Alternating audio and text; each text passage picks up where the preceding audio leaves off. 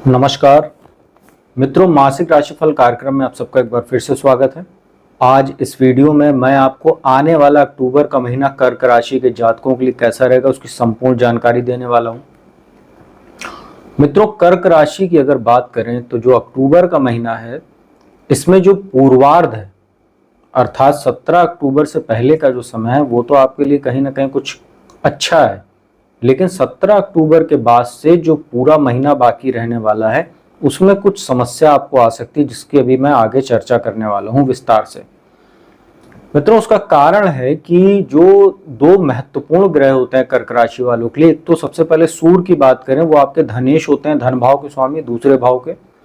वो अभी तो 17 अक्टूबर तक वैसे भी ग्रहण दोष में है, तीसरे भाव में है, नीचारोही हैं, कमजोर भी हैं, परंतु तीसरे भाव में उनका गोचर फिर भी अनुकूल कहा जाता है। लेकिन 17 अक्टूबर के बाद वो आपके चतुर्थ भाव में गोचर करेंगे, जो सुख भाव होता है। यहां पर वो तुला राशि में प्रवेश करेंगे, जो सूर्य की नीच राशि होती है। अब मित्रों, धन भाव के स्वामी का नीच राशि में गोचर करना ये कतई अच्छा नहीं माना जा सकता। तो 17 अक्टूबर के बाद से कहीं ना कहीं आपको धन संबंधित चिंता देखने को मिल सकती है। साथ ही प्रॉपर्टी आदि में निवेश करने के लिए भी यह समय अनुकूल नहीं कहा जा सकता। मित्रों, इसके बाद मंगल की बात करते हैं। मंगल आपके लिए और भी ज्यादा योग कारक ग्रह होते हैं। जो पंचम भाव, जो त्रिकोण भाव होता है, शिक्षा संतान का घर होता है। साथ ही दशम भाव जो केंद्र स्थान और कर्म का स्थान होता है, मतलब केंद्र त्रिकोण के स्वामी जो मंगल हैं, वैसे भी अभी आपके लिए बहुत अनुकूल नहीं है। द्वादश भाव, नाश भाव में गोचर कर रहे हैं मिथुन राशि में। यह 20 अक्टूबर तक द्वादश भाव में बैठे हुए हैं, आपके कार्यस्थल पर कुछ ना कुछ समस्या पैदा कर रहे हैं, संतान के साथ मतभेदों को जन्म दे रहे हैं, संतान के स्वास्थ्य को प्रभावित कर रहे हैं, आपके भी कहीं ना कहीं मानसिक तनाव को बढ़ाने में ये योगदान दे रहे हैं, खर्च में बढ़ोतरी कर रहे हैं, आपके पराक्रम पुरुषार्थ को गलत दिशा में ये डाइवर्ट कर रहे हैं, पाचन आपका प्रभावित कर रहे हैं, अनिद्रा की शिकायत आपको इस गोचर के दौरान देखने को मिल रही होगी। ये तो एक बात हो गई। इसके बाद जो मंगल हैं वो 20 अक्टूबर को आपकी ही राशि में गोचर करने वाले हैं, लग्नस्थ हो जाएंगे, लग्न में प्रवेश करेंगे। और कर्क राशि जो होती है वो मंगल की नीच राशि होती है। तो मित्रों, पंचम भाव के स्वामी और दशम भाव के स्वामी का लग्न में जाकर नीच हो जाना ये अच्छा नहीं कह सकते। हालांकि मंगल लग्न में जब नीच होंगे तो यहाँ पर वो जो चंद्रमा होते हैं कर्क राशि, जो आपके राशि के स्वामी हैं, तो मंगल और चंद्रमा मित्र होते हैं, तो बहुत ज्यादा प्रतिकूल प्रभाव तो नहीं देंगे, लेकिन फिर भी मंगल कमजोर तो होंगे।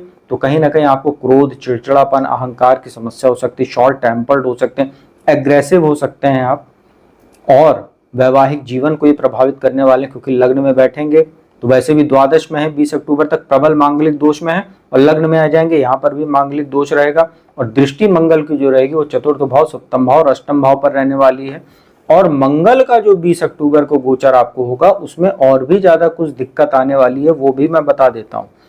भाग्य स्थान में आपके राहु गोचर कर रहे हैं मीन राशि में, उनकी मंगल पर 20 अक्टूबर से दृष्टि पड़ेगी पंचम भाव पर, पंचम दृष्टि आपके लग्न पे पड़ रही है। इसके बाद जब मंगल 20 अक्टूबर को आएंगे तो मंगल पर दृष्टि पड़ेगी। और मंगल जब 20 अक्टूबर को नीच राशि में आएंगे तो उनकी अष्टम जो मारक दृष्टि होती है वो अष्टम भाव में गोचर कर रहे आपके शनि पर पड़ने वाली है। शनि आपके ऊपर अष्टम में ढैया लगाकर चल रहे हैं और अभी वक्री भी है। तो मंगल का नीच होना 20 अक्टूबर से, लग्न में राहु की पंचम दृष्टि मंगल पर और मंगल की वापस अष्टम दृष्टि शनि पर, ये आपके जीवन में बहुत अजीब टाइप का एक अलग तरीके का परिवर्तन ला सकती है। चाहे वो कार्यस्थल पर हो, चाहे आपके स्वास्थ्य को लेकर हो, चाहे परिवार में कुछ मतभेद को लेकर हो, यहाँ तक कि आपको भाग्य में भी कहीं ना कहीं सहयोग में यह समस्याएं स्थिति देखने को मिलेंगी। क्योंकि भाग्य स्थान में राहु का जो मंगल पर जो दृष्टि पड़ेगी ये आपके लिए उचित नहीं कह सकते हैं, ये आपके उग्रता को बढ़ाने वाली रहेगी। मित्रों, शुक्र की बात करें, शुक्र बहुत अच्छी स्थिति में है, लेकिन वो 13 अक्टूबर तक वो आपके चतुर्थ भाव में मालव्य महापुरुष राजयोग बनाकर बैठे हुए हैं। इसके बाद तो यहाँ तक तो भौतिक सुख साधन को भी बढ़ा रहे हैं, प्रॉपर्टी आदि के निवेश के लिए या खरीद फरोख्त के लिए भी बहुत अच्छा समय है। शुक्र से जुड़ा व्यापार करने वाले, काम करने वाले, उनके लिए बहुत उत्तम समय है। लोकप्रियता में वृद्धि कर रहे हैं, मानसिक सुख की आपको प्राप्ति करा रहे हैं। पंचम भाव में आ जाएंगे 13 अक्टूबर को मंगल की राशि में, और बृहस्पति से इनका दृष्टि संबंध बनने वाला है। तो पंचम भाव में शुक्र बैठेंगे, बृहस्पति की अमृत दृष्टि रहेगी, शुभ दृष्टि रहेगी, तो संतान उत्पत्ति के लिए अच्छा समय है, संतान प्राप्ति आपको हो सकती है, संतान कंसीव करने के लिए अच्छा और सर्वोत्तम समय ये कह सकते हैं। लव रिलेशनशिप के लिए तो अच्छा समय है, लेकिन जैसे आप किसी गलत स्थिति में भी फंस सकते हैं, तो लव रिलेशनशिप में बहुत सतर्क रहिएगा। प्रपोज आदि करने में जल्दीबाजी मत कीजिएगा, तो आपके लिए बेहतर रहेगा। यहाँ पर वो 7 नवंबर तक रहने वाले हैं, तो 7 नवंबर के बाद आप देखिएगा अगर स्थिति आपके लिए कुछ अनुकूल बनती है तो। बुध की बात करें, बुध तीसरे भाव में है, 10 अक्टूबर तक उच्च राशि में है। छोटे भाई बहनों से संबंध आप बेहतर रखिए तो आपके लिए अच्छा रहेगा।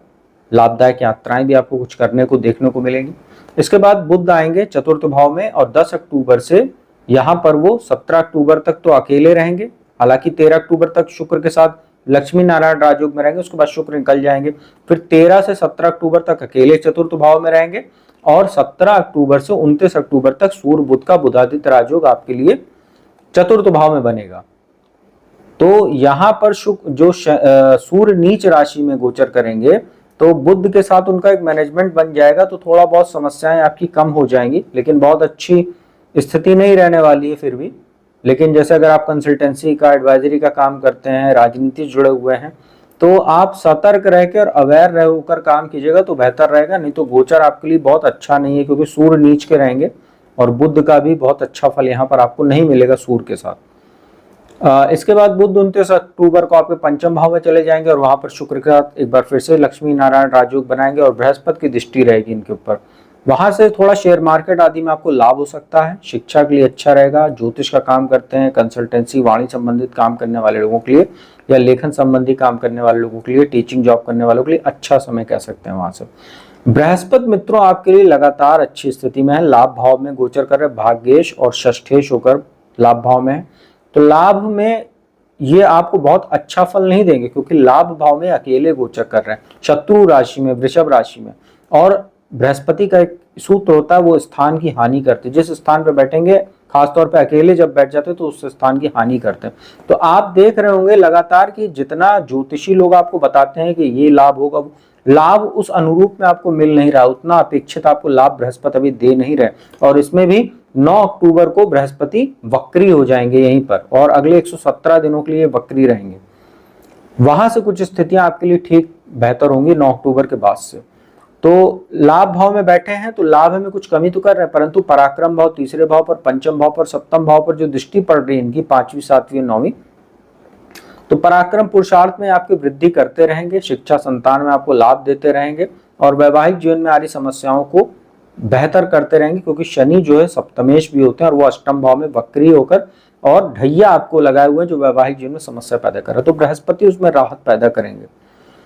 और राहु आपके लग्न पर देख रहे हैं, तो कुछ ना कुछ भ्रमित करने का काम आपको ये कर ही रहे हैं। और खास तौर पर 20 अक्टूबर के बाद से जब मंगल पर दृष्टि पड़ेगी, तब तो ये स्थितियां आपके लिए ज्यादा समस्यादायक हो सकती है। आप किसी धोखे वगैरह के भी शिकार हो सकते हैं, क्योंकि मंगल की जो चौथी दृष्टि चतुर्थ भाव पर पड़ेगी, तो आपको इन्वेस्टमेंट आदि के लिए कोई गलत डील वगैरह भी मिल सकती है। तो आप बहुत सोच समझ कर ही कदम बढ़ाइएगा, अन्यथा आपको हानि वगैरह हो सकती है।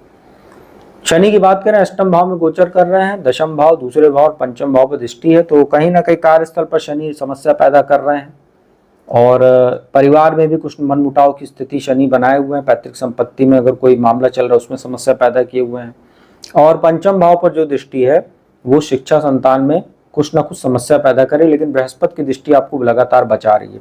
देखिए शनि भी वक्री हैं, धीरे धीरे वो मार्गी की ओर जा रहे हैं। 15 नवंबर को मार्गी हो जाएंगे, फिर से आपको ढैया का फल मिलने लगेगा, और वहां से स्थितियां थोड़ी समस्यादायक हो सकती है। लेकिन अब मित्रों अच्छी बात है कि शनि 29 मार्च 2025 को आपके भाग्य स्थान में गोचर करेंगे। वहां से अब जो 15 नवंबर के बाद से आप देखेंगे कि शनि के अशुभता में धीरे धीरे कमी आने लगेगी, और आपको भाग्य का सहयोग भी मिलने लगेगा। तो मित्रों यह था अक्टूबर महीने के लिए कर्क राशि वालों के लिए कैसा रहेगा, मैंने उसकी जानकारी दी। उपाय की बात कर लेते हैं। भगवान शिव की पूजा उपासना कीजिए आप लोग, और ओम नमः शिवाय का जाप कीजिए जितना संभव हो सके, और सोमवार को गंगा जल मिश्रित जल आप अर्पित कीजिए, और जहां गंगा जल इजीली अवेलेबल है, आप गंगा जल से उनका अभिषेक कीजिए, पुष्प, सफेद चंदन उनको अर्पित कीजिए। और मंगल नीच होंगे इस महीने, तो 20 अक्टूबर के बाद से हनुमान जी की पूजा उपासना आप लोग नित्य प्रारंभ कर दीजिए, क्योंकि पूरे वर्ष ये रहने वाले नीच में। हनुमान चालीसा, हनुमान अष्टक, बजरंग बाण का पाठ कीजिए। शनि की ढैया चल रही है, हर शनिवार को एक नियम बना लीजिए, पीपल के वृक्ष के नीचे जाकर संध्या काल में सरसों के तेल का दीप दान कीजिए, ये बहुत उत्तम आपके लिए रहेगा। तो मित्रों, यह था कर्क राशि वालों का अक्टूबर मासिक राशिफल। अगली वीडियो में मैं आपको सिंह राशि के लिए कैसा रहेगा आने वाला अक्टूबर का महीना, उसकी जानकारी लेकर हाजिर हूंगा। तब तक के लिए ओम नमः शिवाय।